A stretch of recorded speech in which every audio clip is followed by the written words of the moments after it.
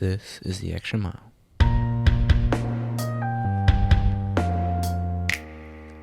Hi, everybody, and welcome back to the Extra Mile. I'm Justin, and I'm always here with the G5. Hey, Sup? George. Yeah. A man of few words. Yes. A man of his welcome is warm, but few. All right, that was on purpose. But And we're here with Caleb. What's up, Caleb? Hey, good morning. Caleb, thank you for everything that you do for You're us welcome. here on the podcast. He's the magic man. Well, today, folks, I wanted to chat about something that's always really intrigued me. It's actually something that is rooted in what we talk about every day on the podcast, or every time. And so Matthew 13, it's an interesting story. It's a parable, and Jesus is a master teacher. He teaches in stories because the stories are able to provoke deep thought. And this is one that's interesting.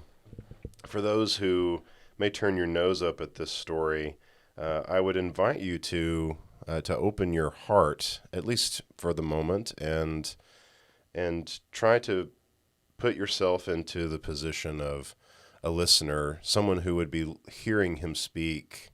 This is Christ in the context. And so this is Matthew 13, verse 1. That day Jesus went out of the house and was sitting by the sea, and large crowds gathered to him. So he got into a boat and sat down, and the whole crowd was standing on the beach. And he spoke many things to them in parables, saying, Behold, the sower went out to sow. And as he sowed, some seeds fell beside the road, and the birds came and ate them up. Others fell on the rocky places, where they did not have much soil. And immediately they sprang up, because they had no depth of soil. But when the sun had risen, they were scorched, and because they had no root, they withered away. Others fell among the thorns, and the thorns came up and choked them out.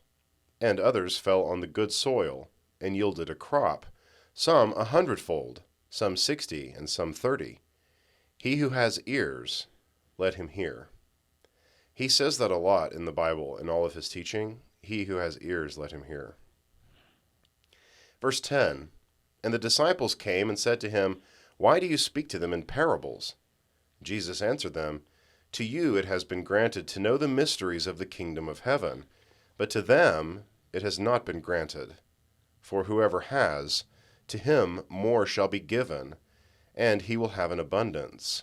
But whoever does not have, even what he has shall be taken away from him. Therefore I speak to them in parables, because while seeing they do not see, and while hearing they do not hear, nor do they understand. In their case, the prophecy of Isaiah is being fulfilled, which says, You will keep on hearing, but will not understand. You will keep on seeing, but will not perceive. For the heart of this people will become dull. With their ears they scarcely hear, and they have closed their eyes.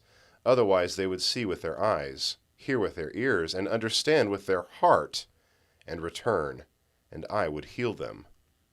But blessed are your eyes, because they see, and your ears, because they hear. For truly I say to you that many prophets and righteous men desired to see what you see, and did not see it, and to hear what you hear, and did not hear it. Hear then the parable of the sower. When everyone hears the word of the kingdom, and does not understand it, the evil one comes and snatches away what has been sown in his heart. This is the one on whom seed was sown beside the road. The one on whom seed was sown on the rocky places, this is the man who hears the word and immediately receives it with joy.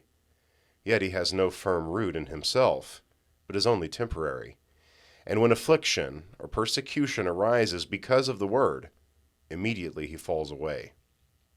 And the one on whom seed was sown among the thorns, this is the man who hears the word, and the worry of the world and the deceitfulness of wealth choke the word, and it becomes unfruitful.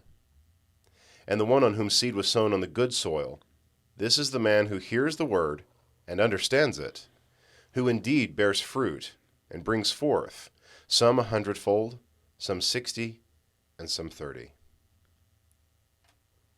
Boom. A master lesson where you can't make it through your own life, or you can't make it through the hearing of that with true openness of heart and not place yourself in that story. You have to choose, essentially, which soil are you? Where is the seed? The seed is being cast. It's being cast right now. And for those of you listening, for those of you following along, reading in your own Bible, Matthew 13, the seed is being sown. What ground are you? And we fall into one of those categories that Christ was talking about. Yeah, I mean, he's a master teacher. I've tried to do that too. I write a story and things like that. Wow, that's my phone.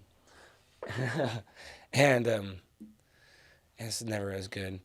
It's like, man, he was really good. Obviously, this is Jesus, this is God, but he was just able to throw a story out there that resonated with so many, and you're like, wow, I can kind of see myself here. I can kind of see myself there. Not only that, but think about how much detail he has to pay attention to just in his everyday life in order to notice or make theological connections with nature, like birds picking up seed or seed falling on rocky or thorny soil. Pay attention to those things and notice, yeah, that's not going to grow. And it's not going to grow because of this. And how does that affect me? And how's this my life? I mean, how often do we pay attention to the little details when we're driving down the street, when we're noticing different things or looking at the concrete, and the weeds are growing up between the sidewalk cracks, And do we make points out of that connection? Sorry, my voice sounds so bad. I wanted to clear my own voice for you. We love you, so we'll allow you to do that. Thank you. Please continue. But yeah, I don't know. It's inspiring to me to notice the details about things and notice how, I guess, I don't know, there's truths in a lot of little details that can really speak to us.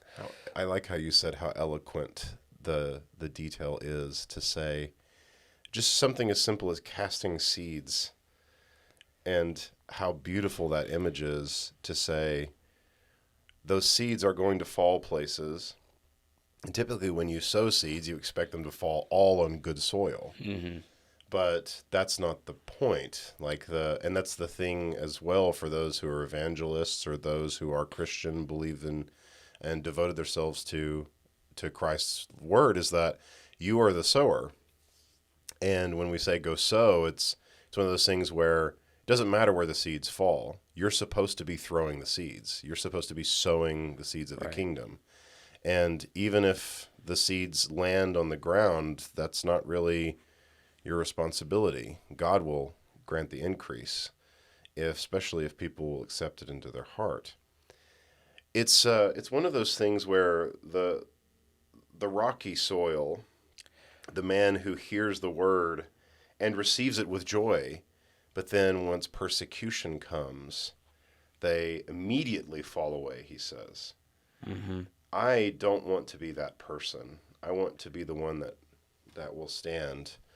And we've talked about that before, or at least I know that when we were creating the lesson for me to preach in the pulpit about the dough and how we have to combine all the ingredients, and then the thing that everybody doesn't want to talk about is that dough has to be fired in the oven. Mm-hmm. And that's when temptation comes, and that's when persecution comes, and that's when the ball of dough is baked into the bread or the Danish or donut or whatever it is that you've got on your mind, if you've eaten breakfast or not.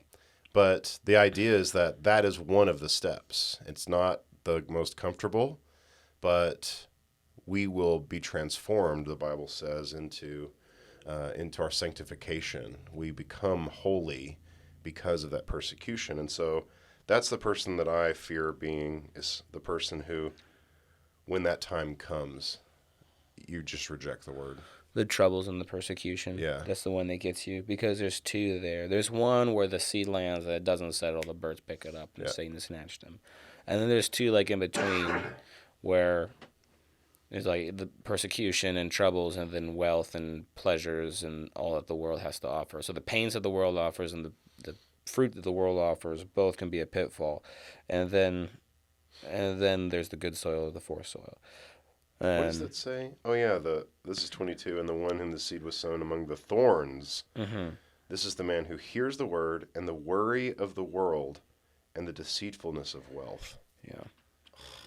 That's that's strikes home, doesn't it? Yeah, it does. It does. And so, yeah, one of those two are going to be more pitfally for others, and vice versa. Um, it's up to you to determine, where you are, and what kind of soil type. We all want to be the good soil. I think oftentimes we can fluctuate in which soil type we are, but our goal in working, if we're being productive for the kingdom, should be that forest soil type. And yeah, the word is the seed here, right? Yeah. Which, I think when we're thinking about sowing the seed, and how we're doing that, like we're it's the gospel, like we're telling people about Jesus and about the kingdom, and about, that is the church and God's people, and we're being lights and salt, as we're talking about this year, in fact, in our theme here at Milwaukee. But all of those have to do with this idea of sowing the seed, and it's going to resonate with some, it's not going to resonate with others. Then, man, I was talking with someone. Oh yeah, I remember who I was talking to. He was saying how hard it is to evangelize here in America compared to um, people in Africa. And this is a friend of mine. I was talking with a missionary that is a missionary in Africa. And he was saying they just go in the streets, and it's like the first century. It's easy to start Bible studies with people and to tell you about the gospel, and not have this awkward tension or this moment where you're like, I'm not sure, I'm kind of scared, maybe I should or shouldn't. And they're a lot more receptive most of the time, just because life is so much harder.